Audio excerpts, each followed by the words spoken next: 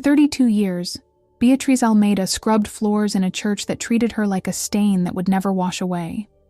The bastard daughter of a dead prostitute, she learned early that invisibility was survival, that silence was safety, that she deserved nothing more than the storage room she called home.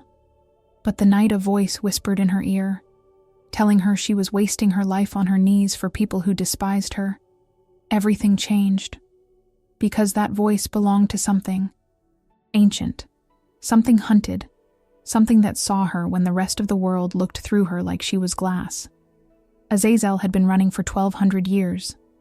A Nephilim, born of forbidden love between angel and human, he was an abomination in the eyes of heaven, and a curiosity to hell. He needed sanctuary, a place to hide from the celestial hunters closing in. And Beatrice, unbaptized and unclaimed, was a blank space on every cosmic map. A void, an absence, the perfect hiding place. But sharing a body means sharing everything. Pain, power, memories, and the devastating truth that neither of them has ever truly been seen until now.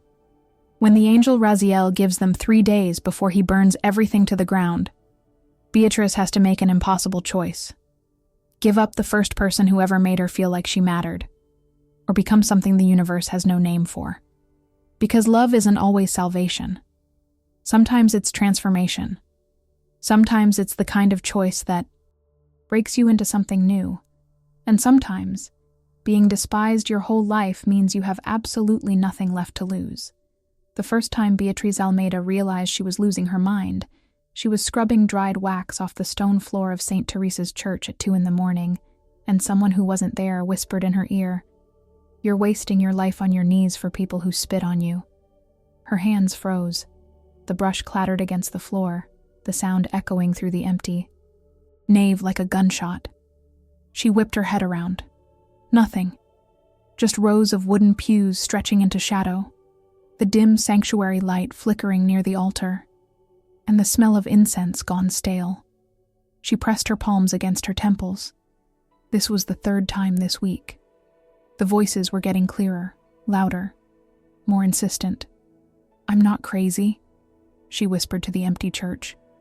Her voice cracked. "I'm not." But her mother had been crazy, hadn't she? That's what the whole town said.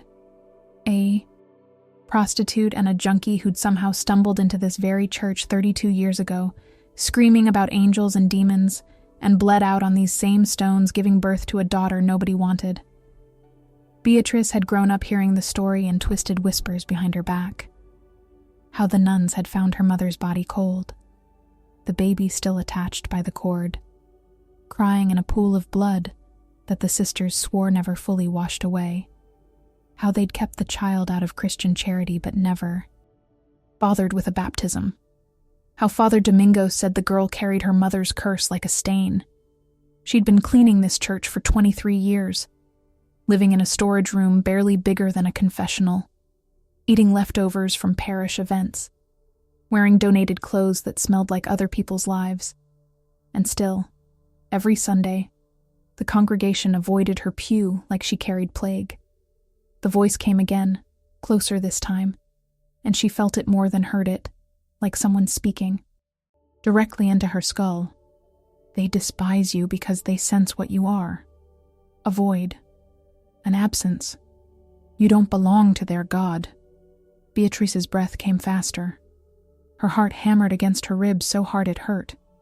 She grabbed the wooden cross hanging around her neck, the one Sister Maria had given her when she was 7, and squeezed until the edges bit into her palm.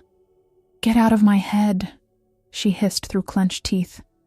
"Whatever you are, get out." Silence. Then, something worse than a voice. A feeling. Like someone was standing directly behind her, close enough that she should feel their breath on her neck.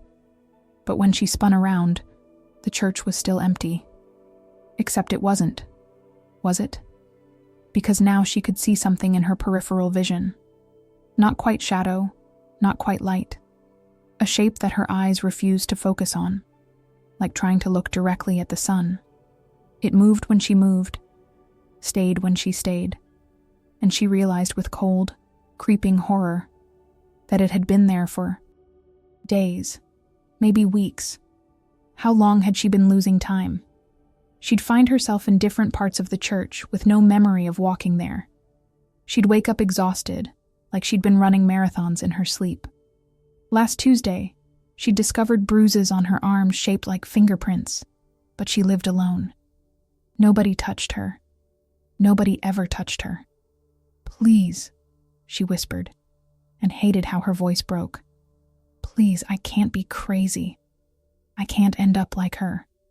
The shape solidified, just for a second, long enough for her to see eyes, one burning gold like molten sunlight, the other black as a starless sky with veins of crimson threading through the darkness.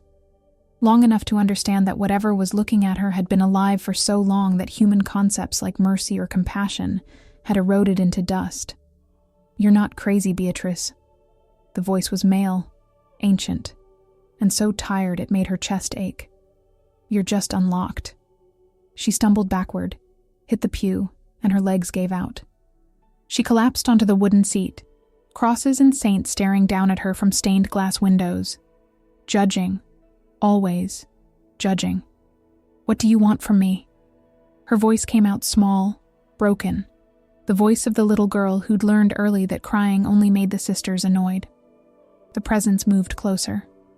She felt it like a temperature drop, like the moment before lightning strikes. "Sanctuary," it said simply. "I've been running for 300 years.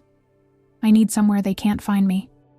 And you, Beatriz Almeida, are a place that doesn't exist on any map heaven or hell has ever drawn." She laughed. It came out bitter, sharp enough to cut. "I'm nobody. I'm nothing. I'm the bastard daughter of a dead whore that even God didn't want." Exactly. Something that might have been a hand, translucent and flickering between solid and smoke, reached toward her face. She flinched, but it didn't hurt. It was just cold. So cold. "You weren't baptized. You were born on sacred ground, but claimed by neither light nor dark. You're a blank space, Beatrice. And I desperately need to disappear." Her mind was screaming at her to run, to grab her few possessions from the storage room and flee into the night. But her body wouldn't move, because underneath the terror was something else. Something she'd never felt in 32 years of invisible existence. Someone saw her. Not the church's ghost. Not the stain on the floor. Not the daughter of sin. Her. "If I say yes," she heard herself whisper, "what happens to me?" The presence hesitated. The eyes flickered, gold struggling against black. "Honestly, I don't know. I've never done this before. You might not remember.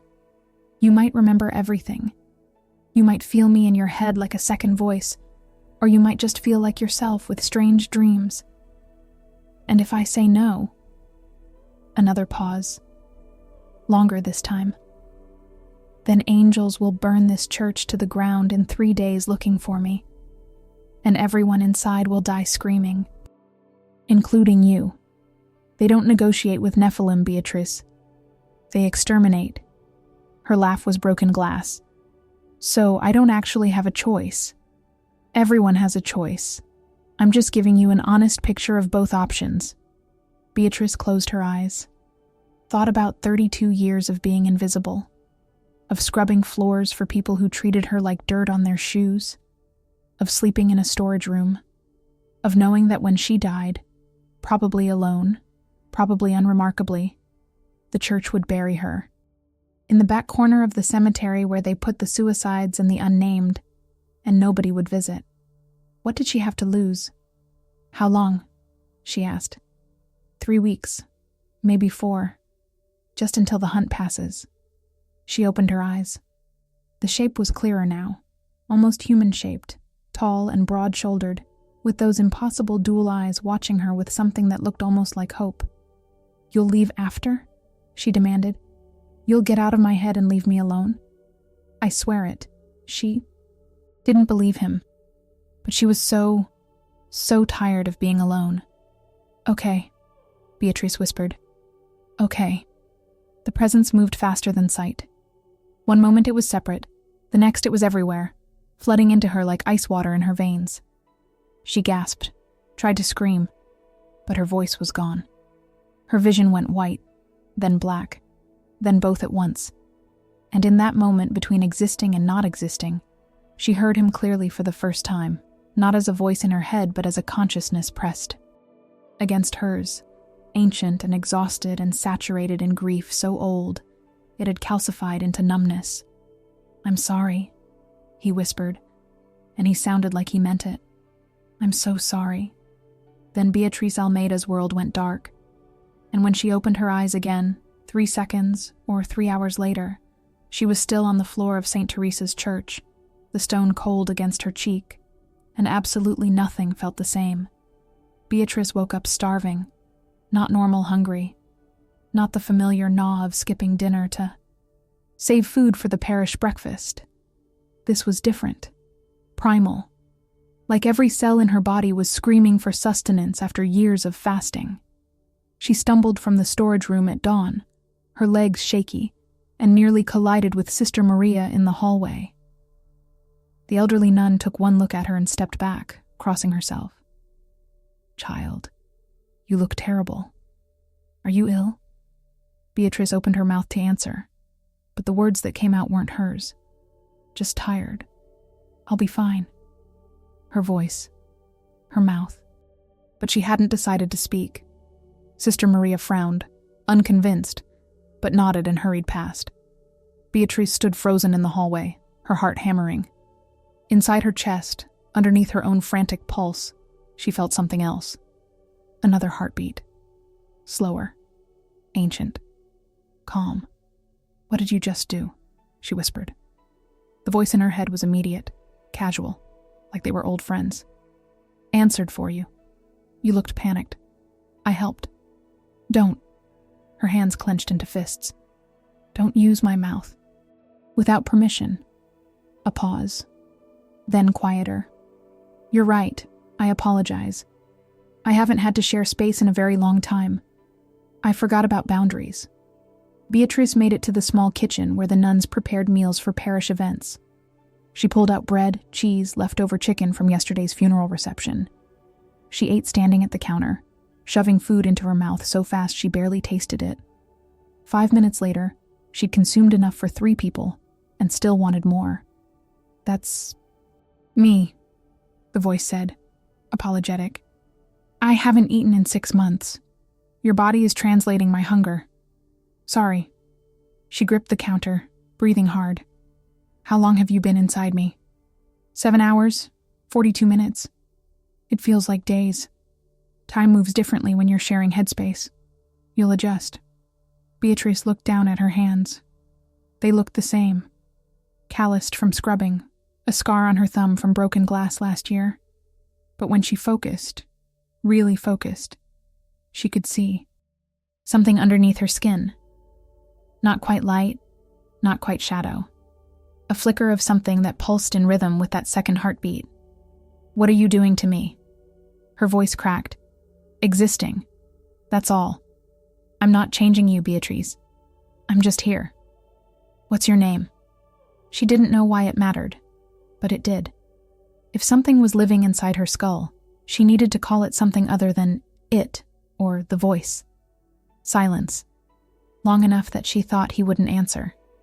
"Azazel?" he finally said. But that name carries weight in certain circles. If anyone asks, I'm not here. Azazel. She tested it. Biblical. The scapegoat. The fallen one. "How old are you?" 1,217 years. Give or take a decade. I stopped counting precisely around year 900. The number hit her like a physical blow. Over a millennium of existence. She'd lived 32 years and felt ancient, worn down to nothing. What did someone become after 12 centuries? "What do you feel?" The question escaped before she could stop it. Another pause. This one felt heavier. "Right now? Your hunger, your fear, the draft coming through the window making your arms cold, the ache in your lower back from sleeping on that terrible cot." His voice shifted, something raw bleeding through the calm. I haven't felt anything that wasn't mine in 600 years. I'd forgotten what it was like. Beatrice set down the bread, her appetite suddenly gone. What happened 600 years ago? Nothing you need to know. It's not your burden. But she'd felt something when he said it. A spike of emotion so intense it made her chest constrict. Grief, old and vast and still bleeding after all this time. The kitchen door swung open. Father Domingos entered, his face already set in its usual expression of barely concealed distaste. He was 63, barrel-chested, with iron-gray hair, and eyes that had never looked at Beatrice with anything warmer than tolerance. "You're eating the funeral leftovers." Not a question, an accusation. Beatrice's spine straightened automatically, decades of conditioning kicking in. "I'm sorry, Father. I was hungry. I'll replace—" "You will." He moved to the coffee pot, his back to her. "Sister Maria says you look unwell. If you're sick, stay in your room. The last thing we need is you infecting the congregation." Something hot flared in Beatrice's chest. Not her emotion. His.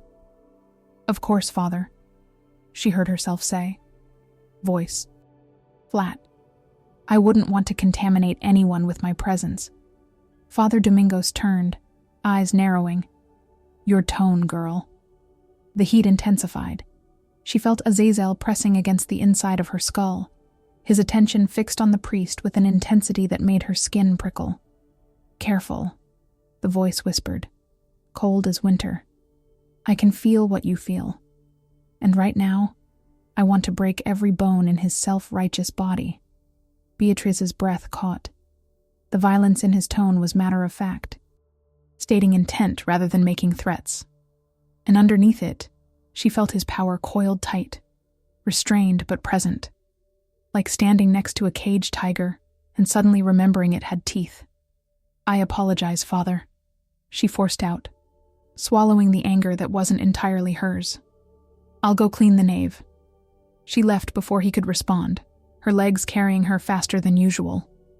In the hallway, she pressed her back against the wall, shaking. "You can't do that," she hissed under her breath. "You can't want to hurt people just because they're cruel to me.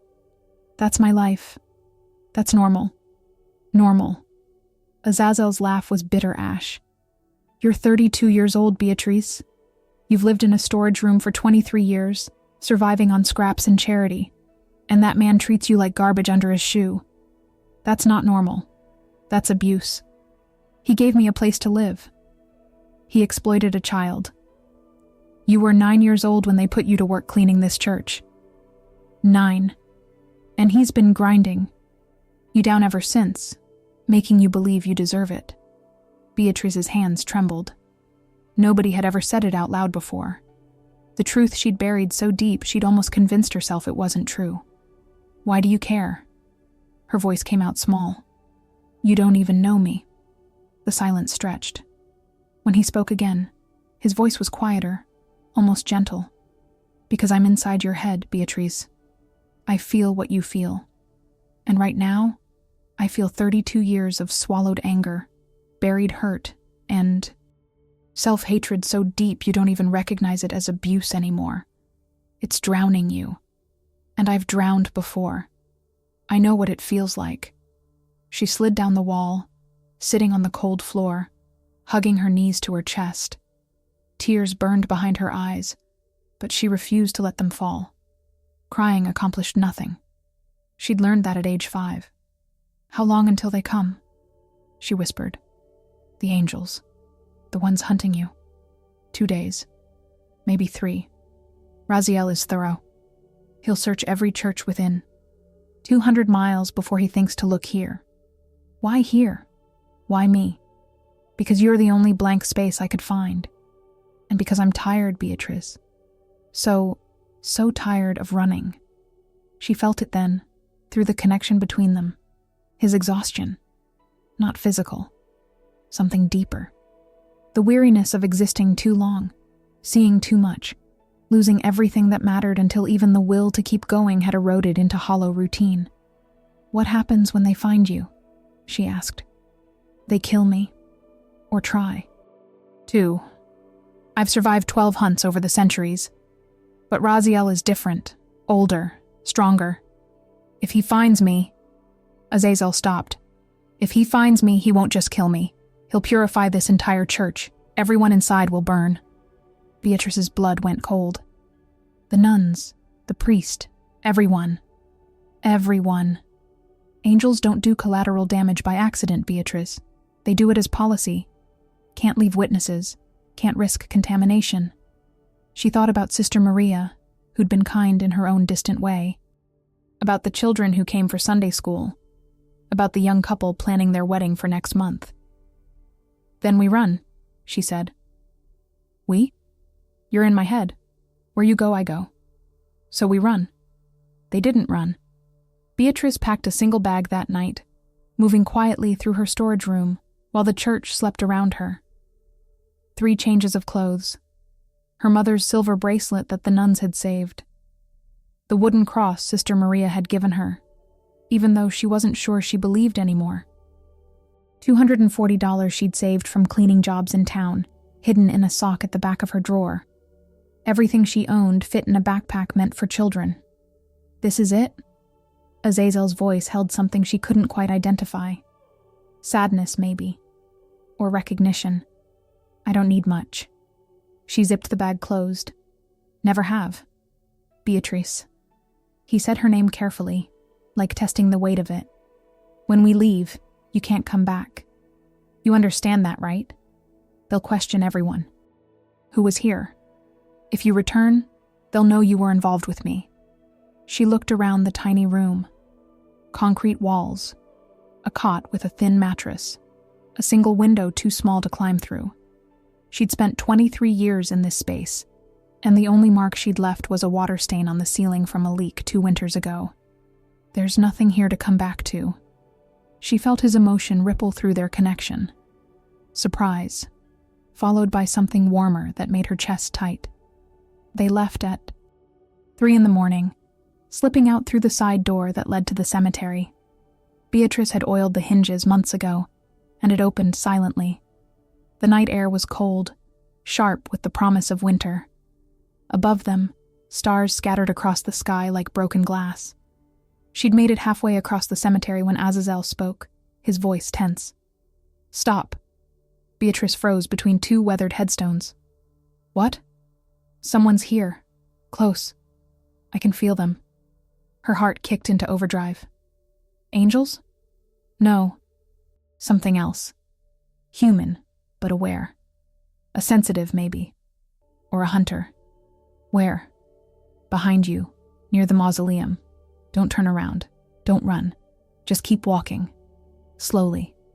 Every instinct screamed at her to look, but she forced herself to move forward, each step measured and careful.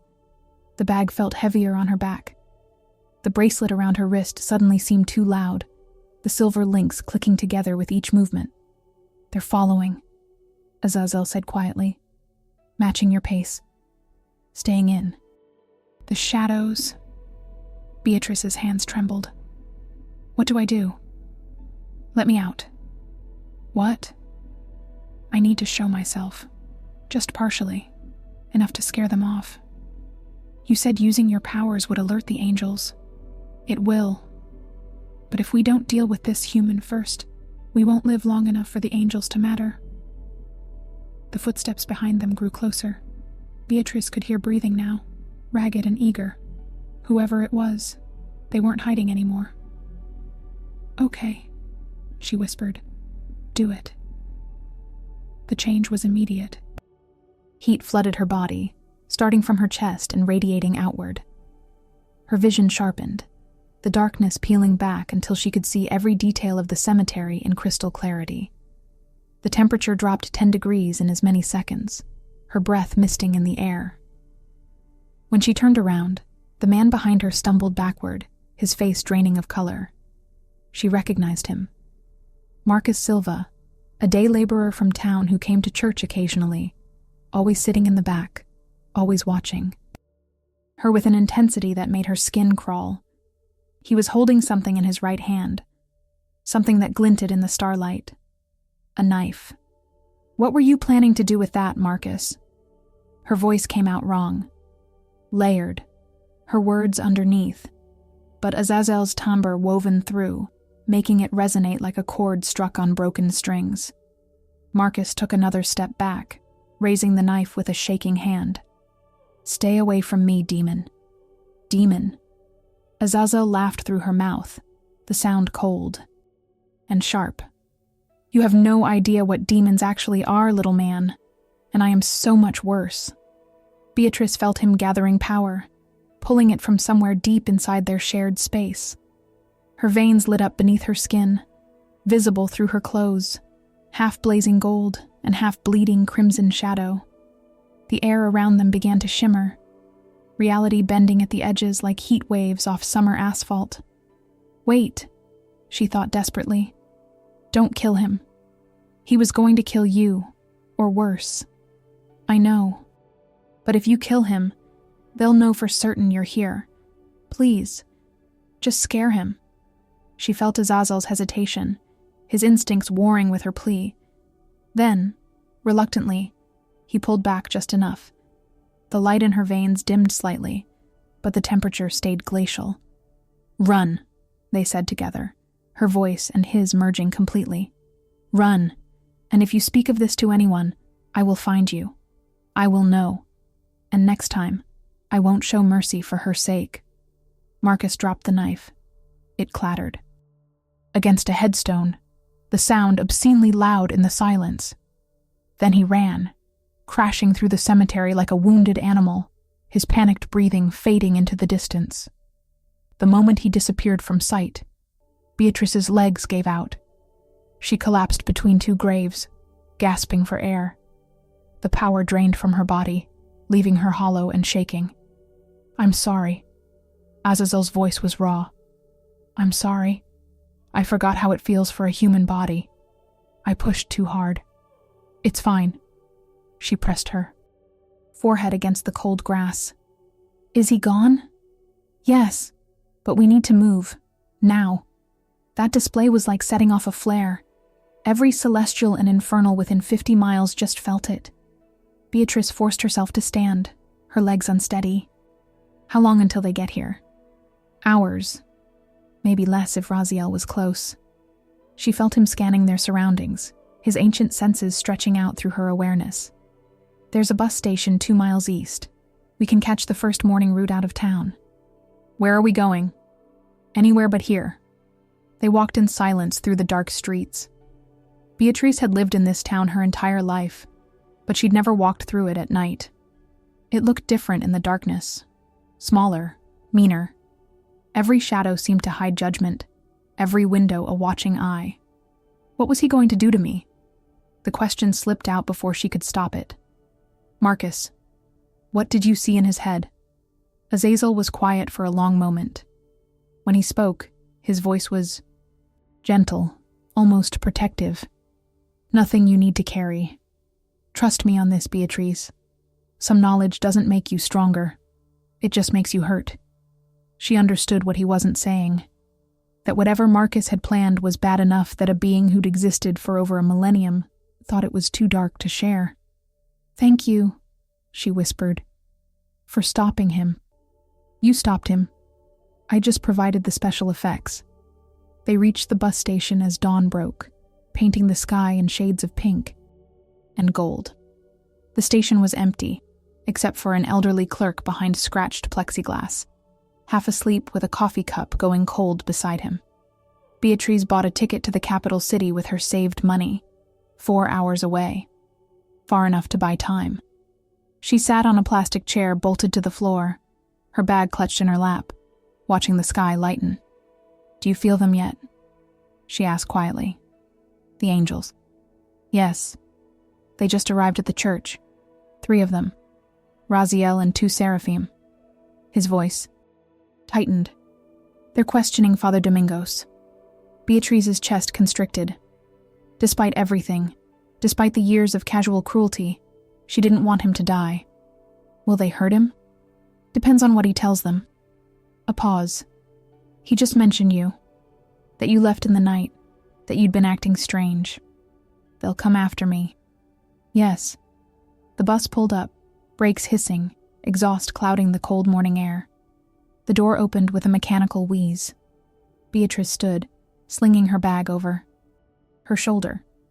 Then we keep running. For how long? She stepped onto the bus, finding a seat at the very back.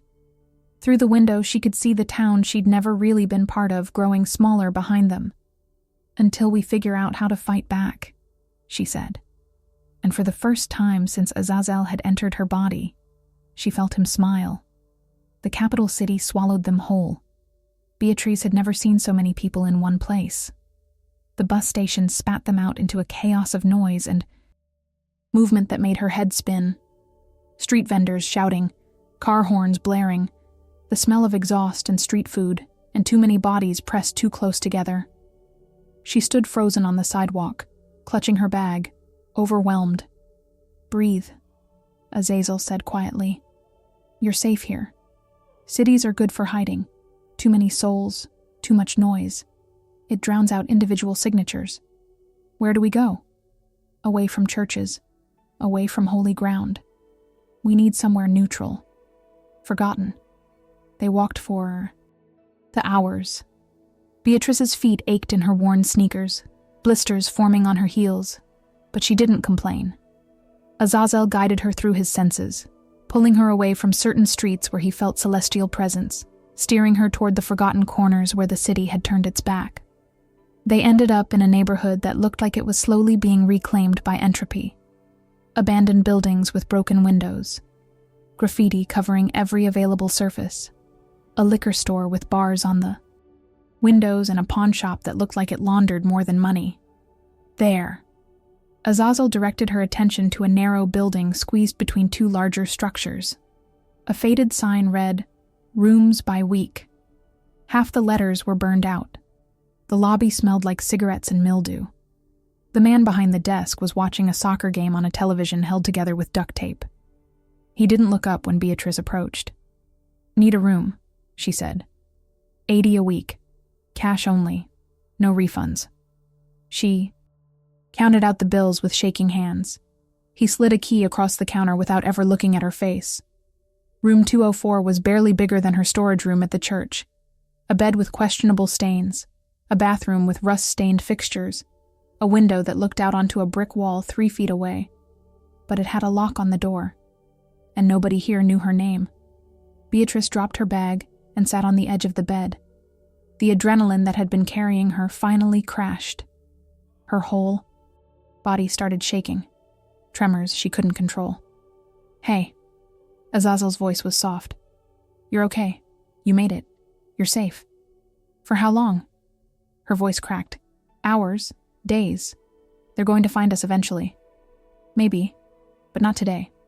Today you rest." She wanted to argue, but exhaustion hit her like a physical weight. She lay back on the bed, still wearing her shoes, and closed her eyes. Within seconds, sleep pulled her under. She dreamed of fire and wings, and eyes that burned with judgment. Of hands reaching for her throat and voices chanting in languages she didn't understand. Of her mother's face, pale and blood-streaked, whispering warnings Beatrice couldn't quite hear. When she jolted awake, the room was dark. Hours had passed. Her mouth was dry, her head pounding. She reached for the lamp beside the bed, fumbling in the darkness. "Don't." Azazel's voice was sharp. "Someone's outside, in the hallway." Beatrice went still, her heart immediately racing. Through the thin door, she heard footsteps, slow, deliberate. They stopped directly outside her room. A knock. 3 sharp raps that made her flinch. "I know you're in there." The voice was male, refined, with an accent she couldn't place. Old-fashioned, like someone from a different century trying to mimic modern speech. "I can feel him. The abomination. Open the door." Raziel. Even without Azazel confirming it, she knew. "Don't answer," Azazel said urgently. "Don't move. Don't even breathe loud." But the angel laughed. The sound like wind chimes made of bone. You think silence will save you? I've been hunting Nephilim since before your ancestors crawled out of caves. I know every trick, every hiding place. The door handle rattled. The lock held. But Beatrice watched in horror as frost began to spread across the metal, creeping outward like crystallized death. He's going to freeze the lock, Azazel said. When it shatters, he'll come through. You need to let me out. Fully. Now. You said if you used your full power. We're past that point. He already found us. Either I fight or we both die. Choose. The frost reached the doorframe. The wood began to crack, splitting along invisible seams. Do it, Beatrice whispered. The change was nothing like before. This wasn't a partial manifestation, a flash of power to scare a human. This was complete emergence. She felt Azazel rise up from the depths of their shared space, felt him pour into her body like molten metal filling a mold. Her back arched. Pain exploded through every nerve ending as her body tried to contain something far too vast for human flesh. Her veins lit up like circuit boards, half blazing gold and half bleeding shadows so dark it seemed to absorb light. Her eyes burned, one hot as a brand, the other cold enough to frost her eyelashes. When the door exploded inward in a shower of frozen splinters, Beatrice was no longer alone in her skin. Raziel stood in the doorway, and he was beautiful in the way that a sword is beautiful. Sharp, perfect, deadly. His human form was flawless, too symmetrical to be natural, wearing a suit that probably cost more than Beatrice had made in her entire life. But his eyes gave him away. Pure silver, without iris or pupil, reflecting light like mirrors. Azazel. He said the name like a curse. 1,217 years, and you still haven't learned. You cannot run from judgment. I'm not running. The words came from Beatrice's mouth, but the voice was purely Azazel's. Now, resonant and layered with power that made the walls vibrate. I'm surviving. There's a difference. Semantics. Raziel stepped into the room, and the temperature plummeted. Ice formed on the windows, on the walls, on every surface. You exist in violation of divine law. Your father fell. Your mother was corrupted. You are the consequence of blasphemy, and consequences must be corrected. My father fell because your God couldn't stand that he loved something more than blind obedience. Azazel moved Beatrice's body with inhuman grace, circling away from the angel. My mother chose him freely. No corruption, no coercion, just love. But your kind can't comprehend that, can you? Love without permission, choice without approval. Love? Raziel's laugh was acid. You call it love. We call it weakness. Your father was weak. Your mother was weak. And you are the living proof that weakness breeds abomination. Beatrice felt Azazel's rage surge through their shared consciousness. Hot and violent and barely controlled. Power gathered in her hands, crackling between her fingers, half holy light and half infernal flame. Careful, she thought desperately. This body can't take much more. I know. His response was grim. But if I don't fight, he'll kill us both. Then he'll go back to your town and slaughter everyone there as witnesses. Is that what you want? Before she could answer, Raziel moved, faster than sight, crossing the room in a blink.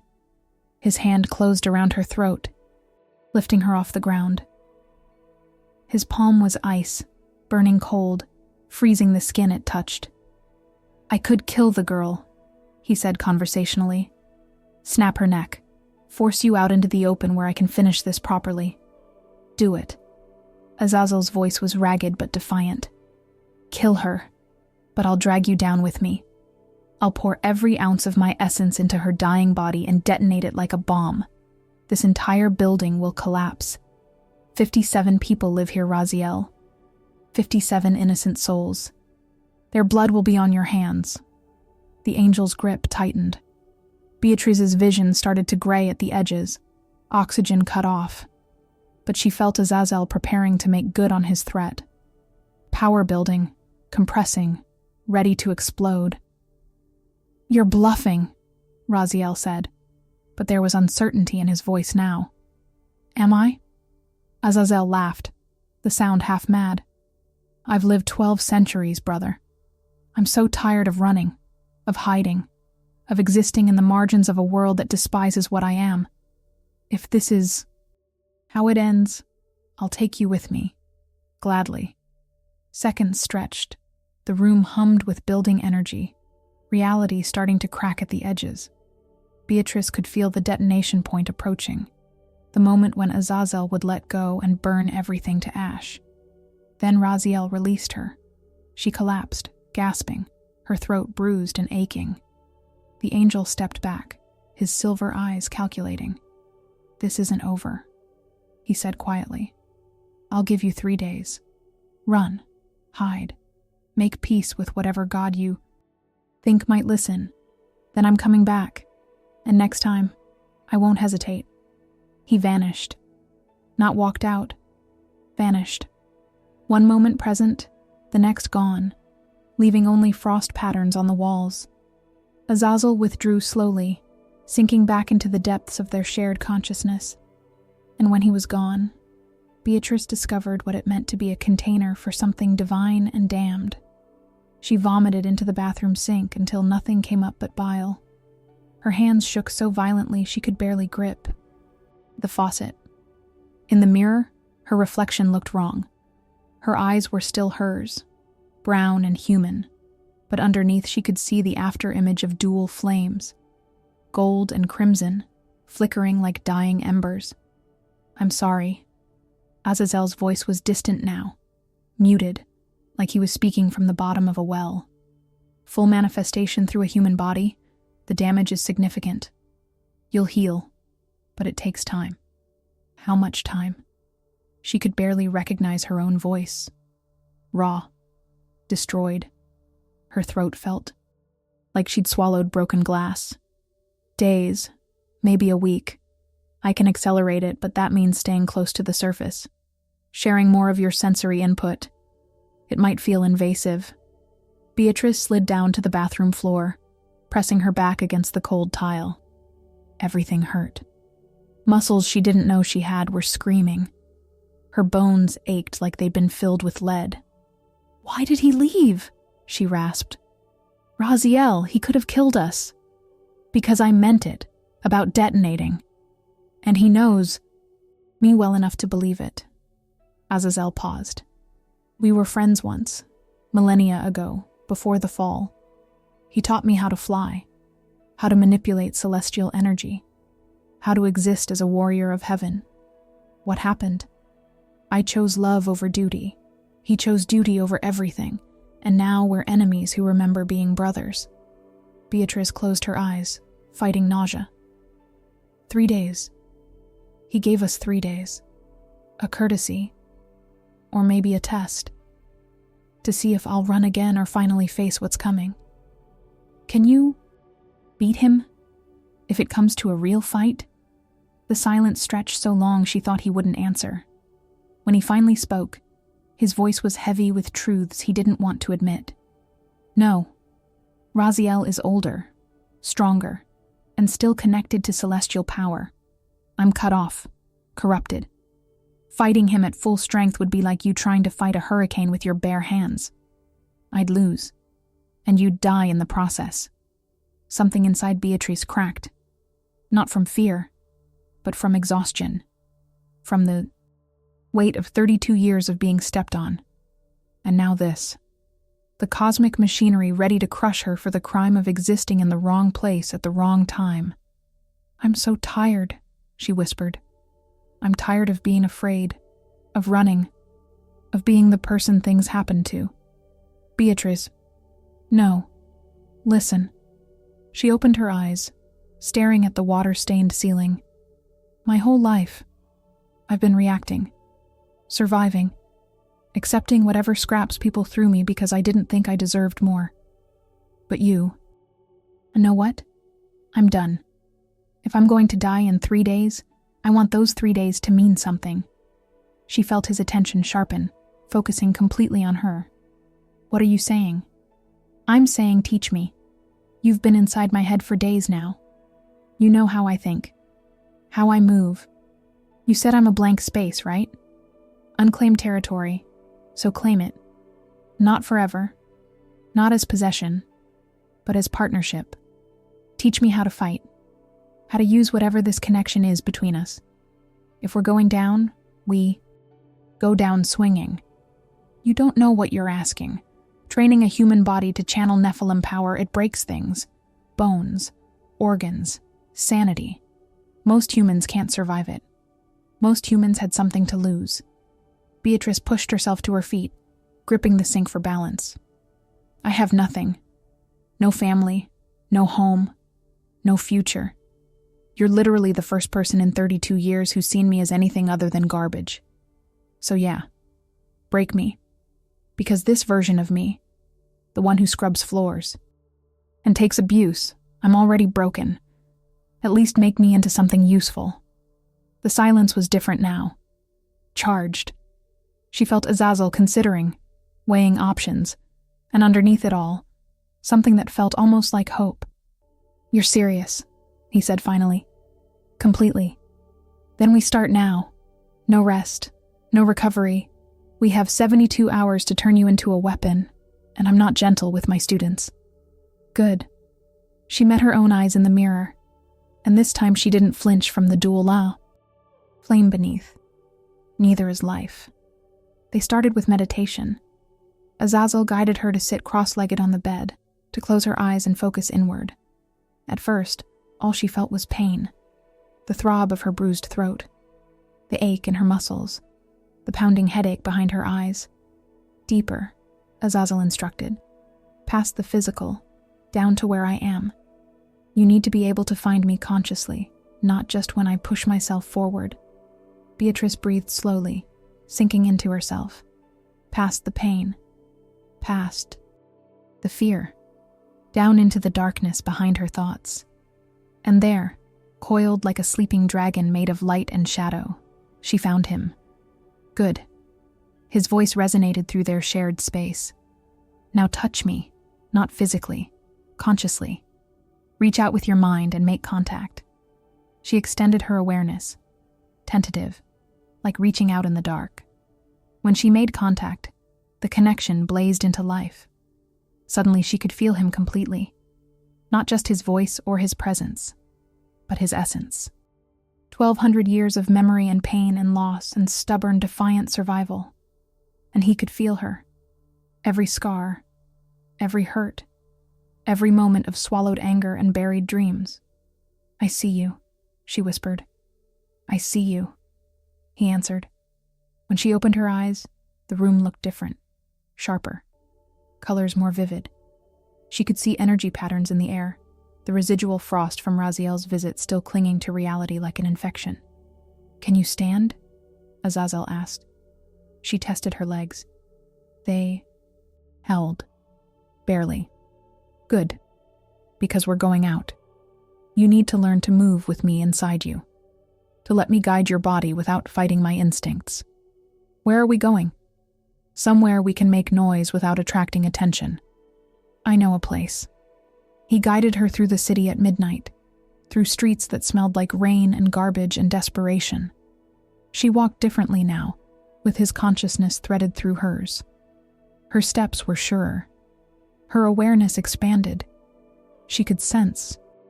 Other people, before seeing them, feel the weight of their attention, know instinctively who was dangerous and who was prey. They ended up in an abandoned warehouse district. Buildings with shattered windows and rusted machinery.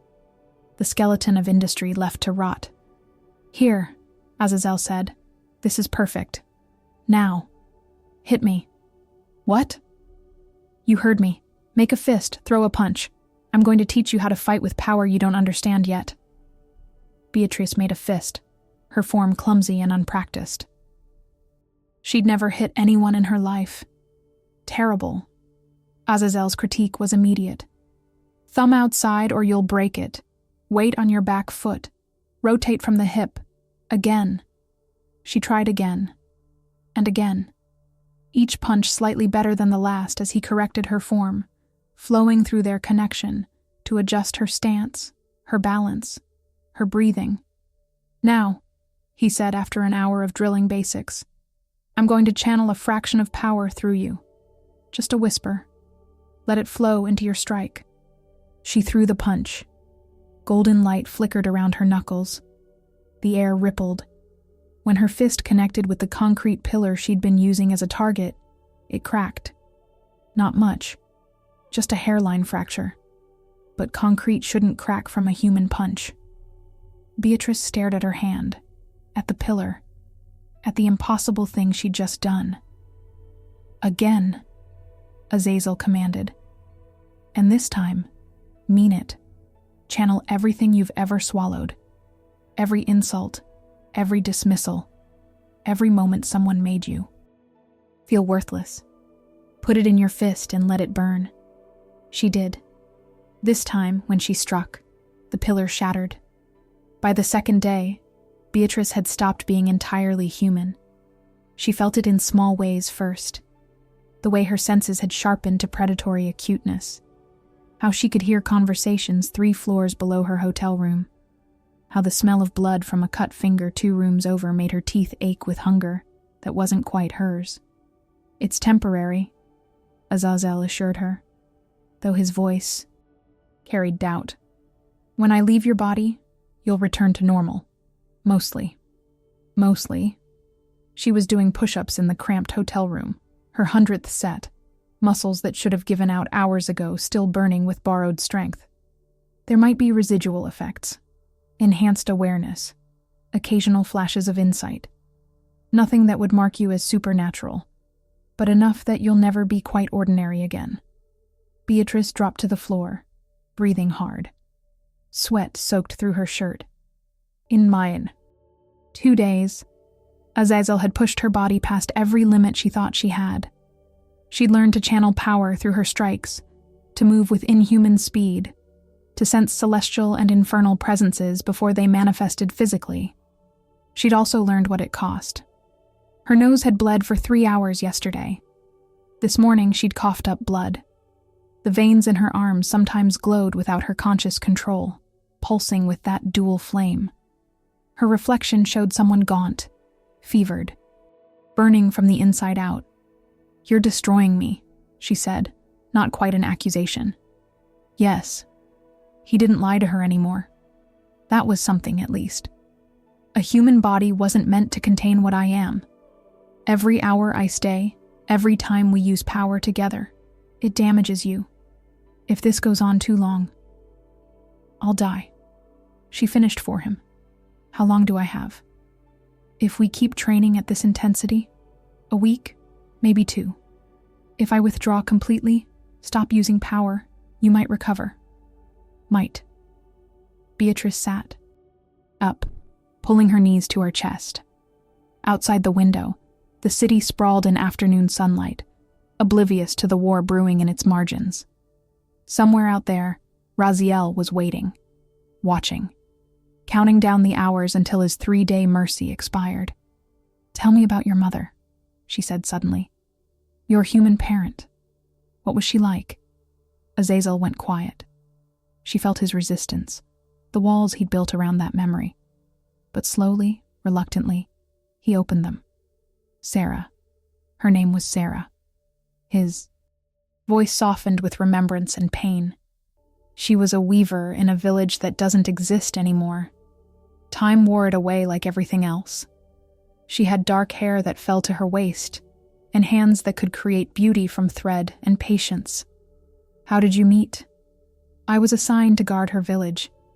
It was being raided by demons, low-level spawn causing chaos. I manifested in human form to walk among them, to identify the source. She saw through me immediately, looked at me one afternoon while I was pretending to examine her fabrics and said, 'You're not human, but you're not here to hurt us, are you?'" Beatrice heard the smile in his voice, imagining that moment across 12 centuries. I should have left, erased her memory, followed protocol. But she asked me to stay, to talk. And I'd been alone for so long among humans who couldn't see me, couldn't know me. So I stayed. You fell in love. I fell. in every sense. His voice fractured slightly. Celestial law forbids intimacy with humans, not just physical, but emotional. Angels are meant to love humanity as a concept, never as individuals. But Sarah made me understand the difference between duty and choice. And I chose her. What happened?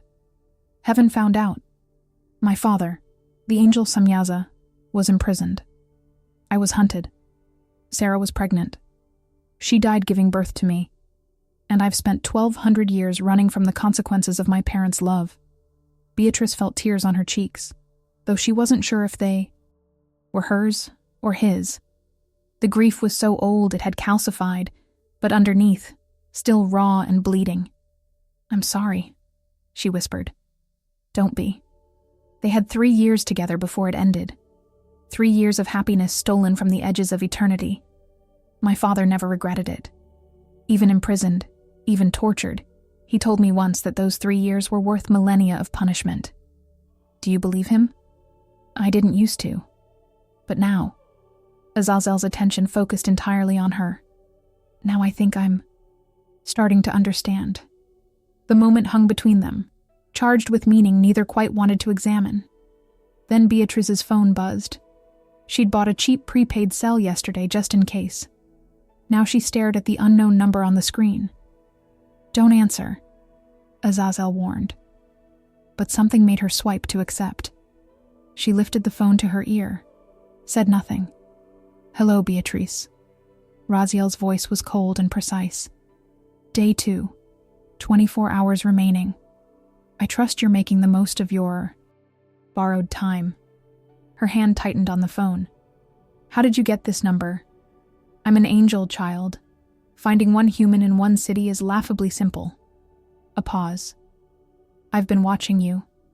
The warehouse training sessions. The way you're learning to channel his power. Impressive for a human. Almost makes me regret what has to happen tomorrow.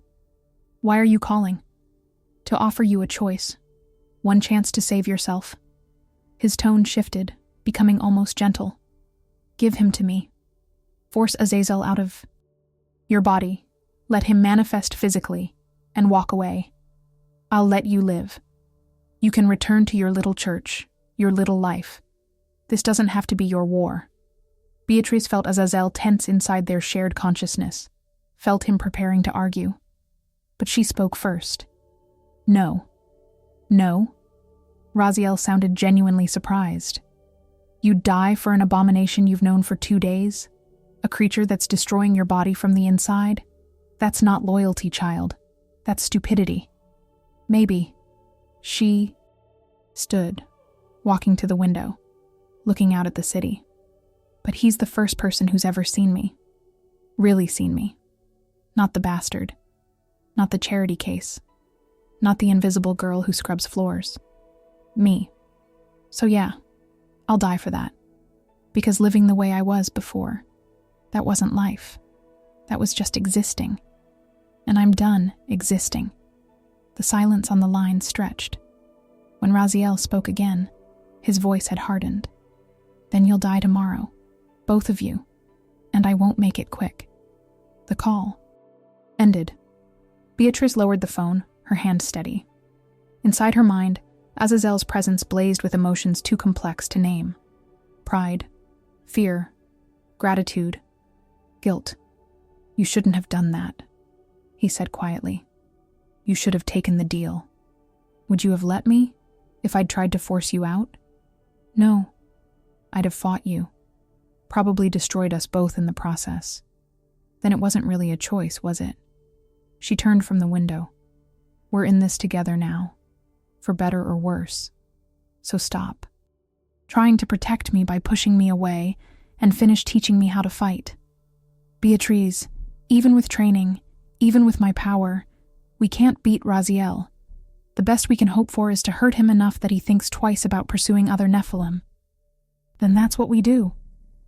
She moved to the center of the room, dropping into a fighting stance he'd drilled into her. "One more day. Make it count." He did. They trained through the night, pushing past pain, past exhaustion, past the point where her body should have shut down completely. He taught her to read celestial energy patterns, to anticipate attacks before they manifested, to use his power not as a weapon, but as an extension of her will. As dawn broke on day 3, Beatrice stood in the warehouse district, surrounded by shattered concrete and scorched earth. Her hands were steady. Her eyes glowed with dual flame. Her body was a weapon honed to a razor edge. She was ready. At noon, Raziel appeared in the middle of the empty warehouse, manifesting in a column of silver light that made the air scream. He looked at Beatrice, at the determination in her stance, at the power flickering around her fists. "Last chance," he said. "Come and take him," she answered. The angel smiled. It was the saddest thing Beatrice had ever seen. "As you wish." The first blow nearly killed her. Raziel moved faster than thought, crossing the warehouse in a blink. His fist connected with Beatrice's ribs, and she heard them crack before she felt the pain. The impact launched her backward through the air, through a rusted metal support beam that shrieked as it bent, into a concrete wall that spiderwebbed under the force. She tasted blood, copper and iron flooding her mouth. "Get up," Azazel commanded, his voice sharp with urgency. "Now!" She couldn't breathe. Her lungs refused to expand. White spots danced across her vision. "I said get up!" Power flooded through her, forceful and burning, knitting broken ribs, jump-starting collapsed lungs. It hurt worse than the initial impact, but suddenly she could move. Beatrice rolled as Raziel's foot came down where her head had been. The concrete exploded, shrapnel peppering her back. She kicked off the ground, channeling Azazel's speed, and landed 10 feet away in a defensive crouch. "Good," Raziel said, circling her like a shark. "You've learned to move with him. But movement isn't enough against someone who's been perfecting violence since before your species discovered fire." He attacked. Again. Not with physical strikes this time, but with raw, celestial energy. Silver light erupted from his palms, lances of condensed power that screamed through the air. Beatrice dodged, twisted, felt one graze her shoulder and sear through cloth and skin like a brand. "Counter," Azazel snapped. "Don't just defend, attack." She thrust her hands forward, releasing the power they'd been building. Gold and crimson flame exploded from her palms, meeting Raziel's silver assault in midair. The collision detonated like a grenade, the shockwave shattering every remaining window in the warehouse. Through the smoke and debris, Raziel emerged unscathed. Not even his suit was wrinkled. "Is that all?" He sounded disappointed. 2 days of training and this is the best you can manage? "Azazel, I expected more from you. Or have 12 centuries of running made you forget how to fight?" "I haven't forgotten anything, brother." Azazel spoke through Beatrice's mouth, taking partial control. Her voice layered. With his, resonant with barely contained rage. "I just learned to choose my battles, unlike you, blindly following orders like a good little soldier." "Orders?" Raziel's silver eyes blazed. "I follow law, divine law, the structure that keeps reality from tearing itself apart. Your parents broke that law. You exist because of that break. Every moment you continue to live is an insult to cosmic order." "Cosmic order?" Azazel laughed bitterly. "Is that what you call genocide? Hunting down Nephilim? Children. We didn't choose to be born, Raziel. We didn't ask for this existence. But you slaughter us anyway because your God can't stand the evidence of his own failed rules. Free will has consequences." Raziel's hands blazed with gathering power. "Your father chose. Your mother chose. And now you pay for their hubris." "Then I'll pay," Azazel snarled. "But I'll take you with me." What happened next, Beatrice would never fully remember. Only fragments. Azazel surged forward, taking complete control of her body. She became a passenger in her own flesh, watching through her eyes as he unleashed 1,200 years of suppressed fury. They moved like liquid lightning, trading blows with Raziel that shook the building's foundations. Each strike lit up the warehouse with competing colors of power, gold and crimson clashing with silver. The air itself screamed, reality bending under the weight of forces that shouldn't exist in the physical world. But even at full power, even with Azazel's entire consciousness driving her body past human limitations, they weren't enough. Raziel was older, stronger, still connected to celestial source code that Azazel had been cut off from millennia ago. Every attack they landed, he absorbed and countered. Every strategy Azazel deployed, Raziel anticipated and dismantled. They were losing. Beatrice felt it in the way Azazel's power was guttering, running dry. Felt it in her body's increasing failures. Her left arm hung useless, dislocated. Blood ran from her ears. Her vision was tunneling, consciousness starting to fragment under the sustained trauma. Raziel's hand closed around her throat, lifting her off the ground for the second time. This time, there was no mercy in his grip, only cold finality. "It's over," he said quietly. "You fought well, better than I expected." But the outcome was never in doubt. Through the haze of oxygen deprivation, Beatrice felt Azazel preparing for the detonation. The same threat he'd made before. But this time he'd actually do it. He'd destroy them both, take Raziel with them, bring down the building and end it all in fire and light. No. The word came from somewhere deep inside her. Not Azazel. Her. "I won't let you." "Beatrice, stop," Azazel said urgently. "This is the only way." "No." She found strength she didn't know she had, wrestling control away from him, not pushing him out but pulling him deeper, merging instead of separating. "There's another way. You said I'm unclaimed. Territory. Blank space. What if instead of you using my body we become something else? Something new? That's not possible. Human and Nephilim can't merge. The spiritual DNA is incompatible. We're already incompatible and we're still here." Her consciousness blazed brighter, reaching for his, pulling him not away but closer. "You're dying. I'm dying. But maybe together we're something that can survive." "It's never been done. I don't know what it would do to you. I don't care." Blood ran. From her nose, her eyes, every orifice. Her body was failing catastrophically. Seconds left, maybe. "I told you, I'm done existing. If I die as something more."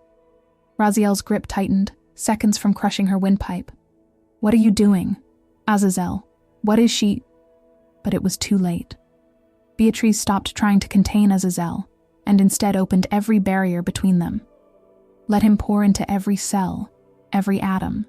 Let their essences mix and merge, until there was no separation between human consciousness and Nephilim soul.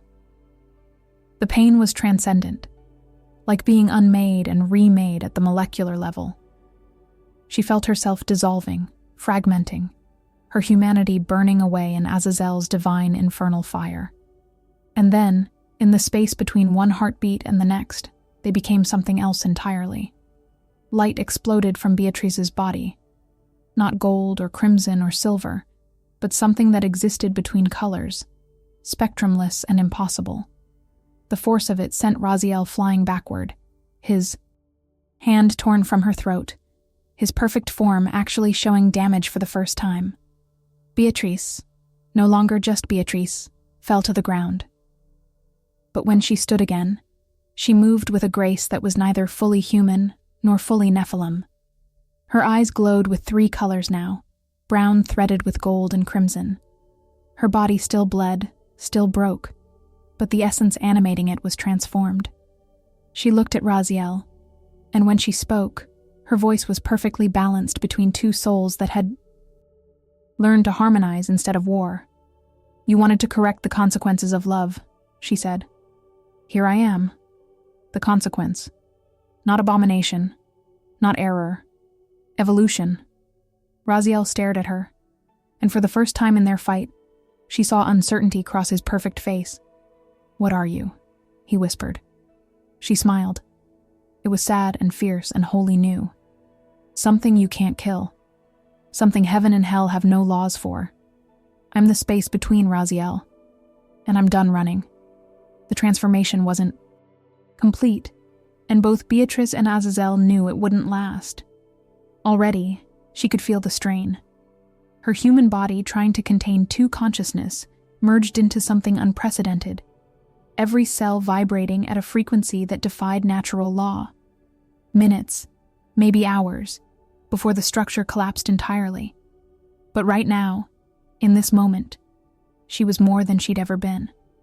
Raziel circled her, silver eyes calculating, reassessing. This changes nothing. You're an anomaly, an accident. The law still demands the law. She cut him off, her voice steady despite the blood still dripping from her wounds. You keep talking about law like it's absolute. But laws were written by someone, Raziel. Someone who decided love between angel and human was blasphemy. Someone who decided children born of that love deserved death. Did you ever question why? Laws exist to maintain order. Laws exist to maintain control. She took a step forward, and he actually retreated.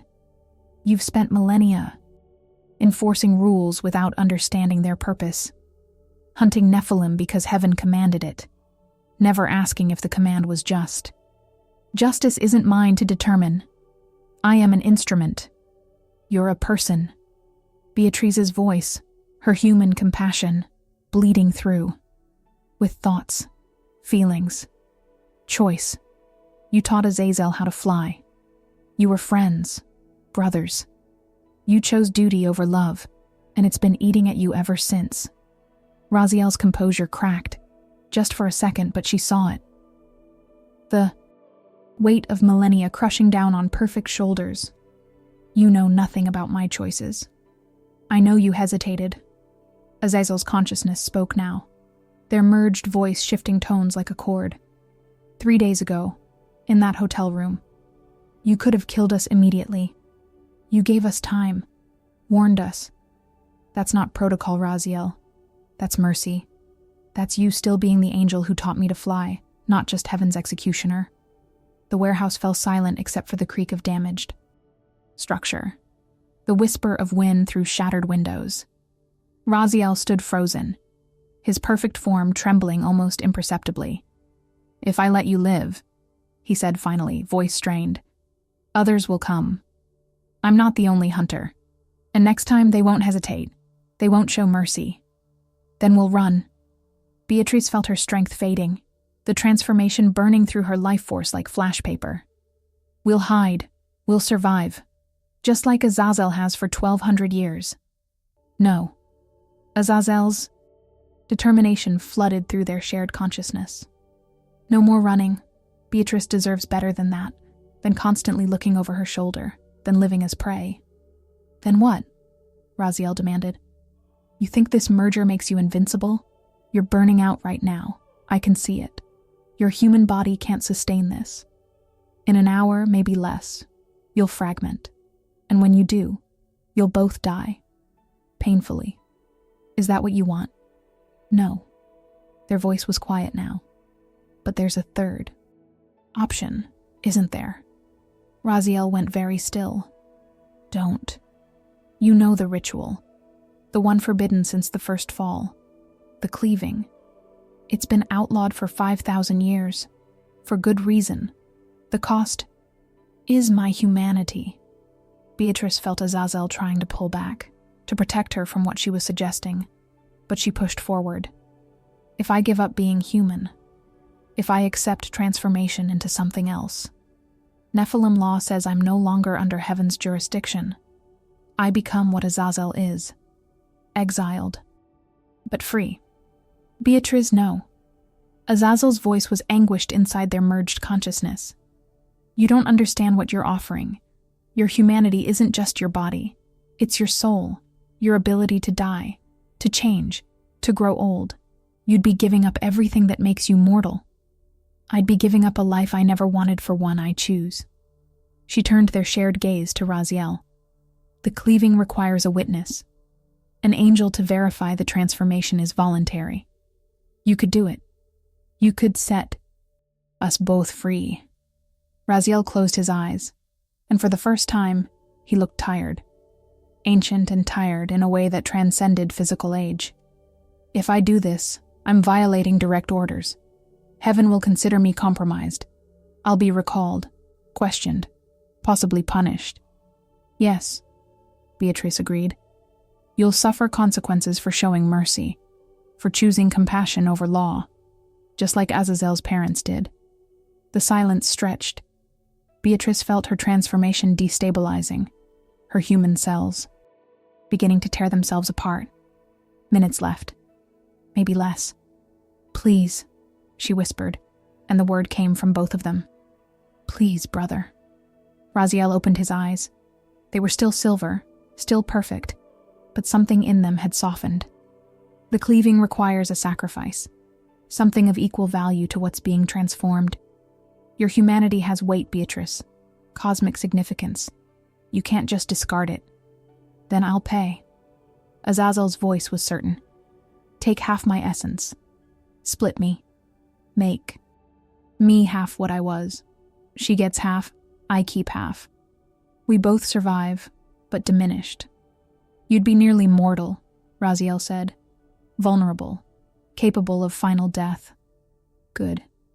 And Beatrice felt his absolute sincerity. I'm tired of immortality, of watching everything I care about turn to dust while I persist. If this is my chance to finally be able to end, to rest, I'll take it. Raziel looked between them, at the merged being that was coming apart at the seams, at the impossibility of what they were, asking. Then slowly, he raised his hands.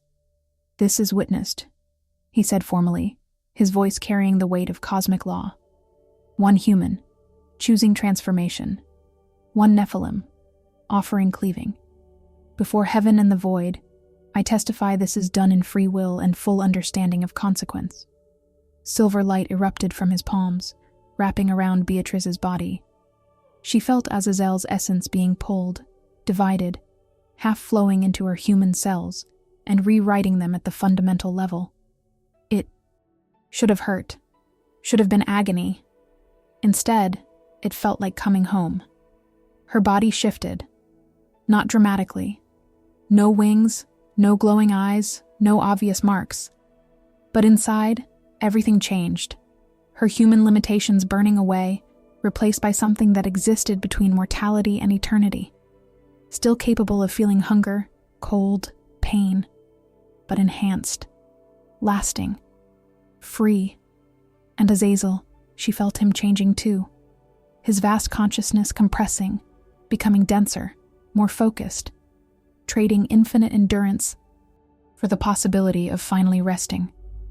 For the first time in 1,200 years, he could age, could die, could be mortal enough to truly live. When the light faded, Beatrice stood alone in her body again. But not alone. She could still feel Azazel, not merged anymore but present. A separate consciousness living alongside hers, connected but distinct. Partners rather than prisoner and host. How do you feel?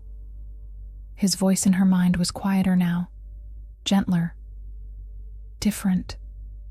She looked down at her hands, still calloused, still scarred, but humming with power that was now truly hers, like myself, but more.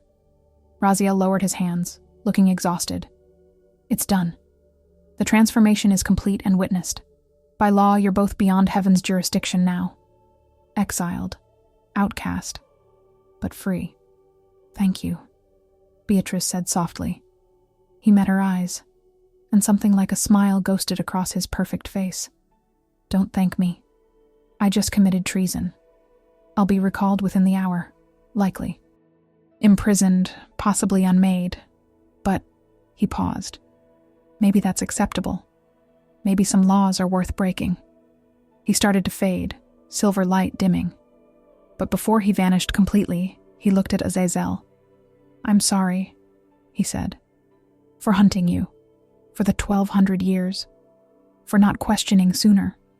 I know, Azazel answered through Beatrice. I forgive you. Then Raziel was gone, leaving them alone in the wreckage of the warehouse. Beatrice sank to the ground, exhaustion finally catching up. Her body still ached, still bled, but she was healing faster now. Semi-mortal regeneration, knitting torn tissue. What do we do now? She asked aloud. Whatever we want, Azazel answered, wonder in his voice. For the first time in 1,200 years, I'm not running. And for the first time in your life, you're not trapped. Beatrice smiled, tasting blood and freedom in equal measure. I never had anything before. No family, no home, no future. And now? She stood, testing her new body, feeling the power flowing through channels that used to be purely human.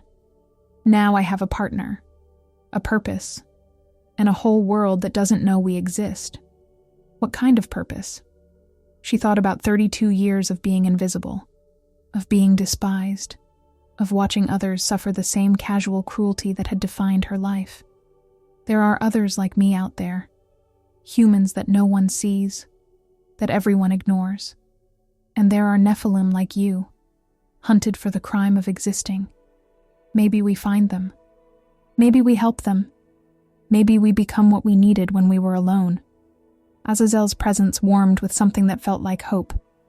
A sanctuary, for the forgotten. For the despised, she agreed. For everyone the world decided didn't matter. They walked out of the warehouse together, Beatrice on the outside, Azazel within, but no longer hidden. The sun was setting, painting the city in shades of gold and crimson that matched the power humming in her veins. She'd been abused and despised for 32 years. She'd been told she was worthless, a stain, a mistake. But she'd learned something important in those warehouses, in those desperate hours of training, in that final impossible choice. Being despised only hurt when you were alone, and she would never be alone again. Beatrice spent 32 years being told she was worthless, a mistake, something to be hidden away and forgotten. And then she met someone who saw her, truly saw her, and everything changed. But here's the question that haunts me. If you'd lived your entire life invisible, despised by everyone around you, would you have had the courage to choose transformation over safety? Would you have risked everything, your humanity itself, for the first person who ever made you feel like you mattered? Because that's what this story is really about. Not angels or demons or cosmic laws. It's about what happens when two broken souls find each other in the margins of a world that rejected them both. It's about the terrifying, beautiful truth that sometimes love doesn't save you. Sometimes it unmakes you completely so you can become something new. We spend our lives trying to fit into spaces that were never meant for us, scrubbing floors for people who will never see our worth, accepting cruelty as normal because we've been taught we don't deserve better. Beatrice could have stayed small. She could have taken Raziel's offer and returned to her little room, her invisible life. But she chose to burn instead, to transform, to become the consequence of love rather than its victim. And maybe that's the real message here, that being despised only destroys you if you believe the people doing the despising. That sometimes the most radical thing you can do is look at a world that calls you worthless and decide to become invaluable anyway. If this story moved you, if it made you think about the invisible people in your own life, or the parts of yourself you've been taught to hide, do me a favor. Hit that like button.